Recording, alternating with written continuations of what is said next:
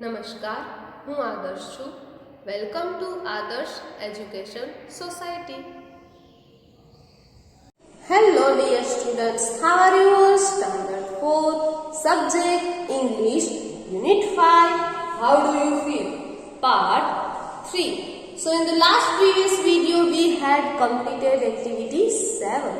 In this video we will going to learn activity 8. Activity 8, read the following poem and enjoy it. Okay, here you can see that one poem is given, right? So we can read it and enjoy the poem.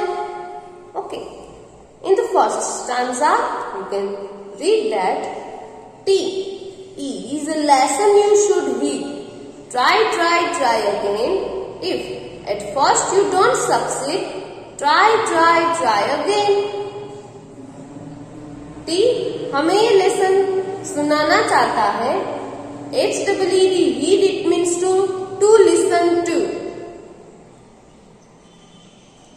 Try again. आप try करते रहो. At first you don't succeed. एक बार में आपको success नहीं मिलेगी, इसीलिए try again.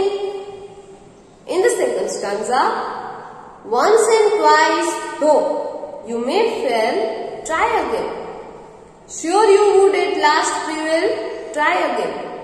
एक बार, दो बार आप फेल होंगे, बट आपको ट्राई करना है. Sure you would at last to win, आप लास्ट तक जीत सकते हो, इसलिए आपको ट्राई करते रहना चाहिए. आपने कभी चींटी को देखा है वॉल पे चढ़ते हुए?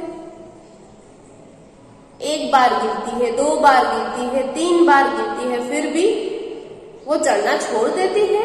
नो, वो ट्राई शुरू ही रखती है. इट मीन्स वो प्रयत्न करती रहती है, राइट? आपने वो एक पोयम सुनी है हिंदी में, कोशिश करने वालों की कभी हार नहीं होती, राइट? मतलब हम जब तक ट्राई करते रहेंगे एट लास्ट कभी ना कभी तो हम जीत जाएंगे, right? In the next stanza, if we strive, it's no disgrace. Though we may not win the race, what should you do in that case? Try again. अगर हमने वर्क हार्ड किया है, सो shame, डिस्ग्रेस मतलब shame नहीं होना है, शर्माना नहीं है. अगर हम ये रेस जीत नहीं सकते हैं, तो in that case, in case में हम क्या करेंगे? ट्राई अगेन, फिर से कोशिश करेंगे, right? If you find your task it hard, try again. Time will bring you your reward. Try again.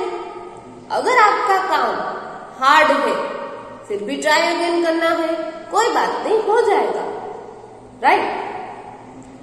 और जो टाइम होता है, एक ऐसा टाइम आता है कि हमें हमारे काम की मेहनत मिल जाती है, right?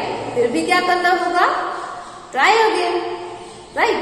In the next stanza and the last one, all that other folks can do with your passion should not you. Only keep this rule in view, try again.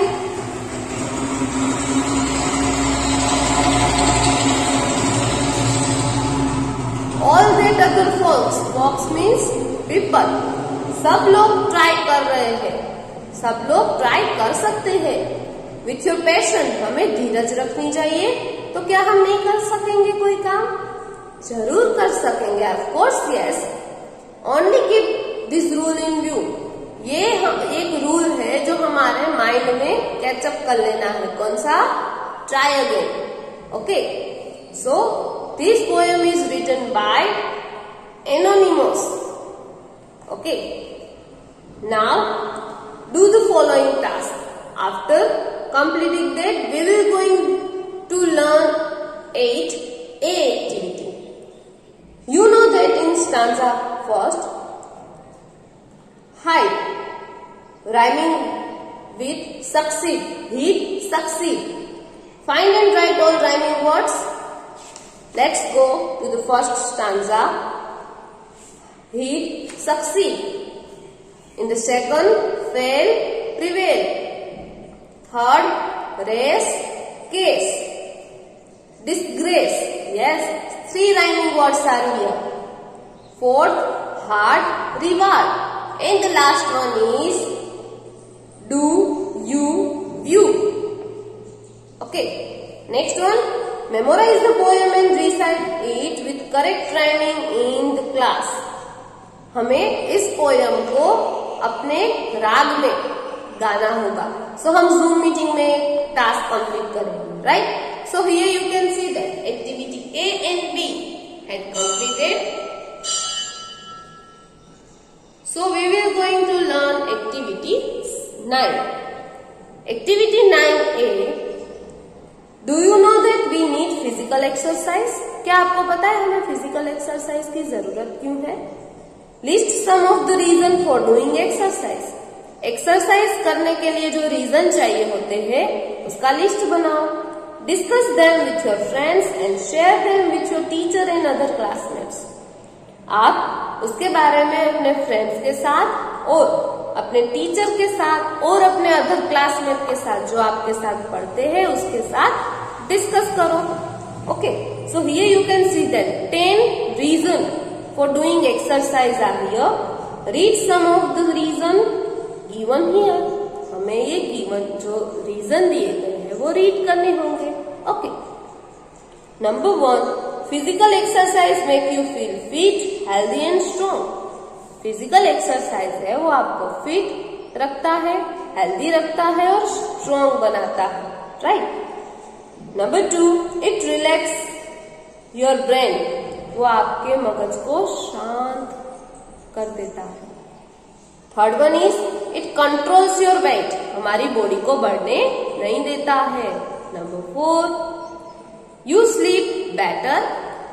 आप कभी ट्राई करना बहुत साइकिल चलाना, बहुत cycle चलाना, बहुत cycle चलाना, फिर थक जाओगे तो नींद कैसी आएगी?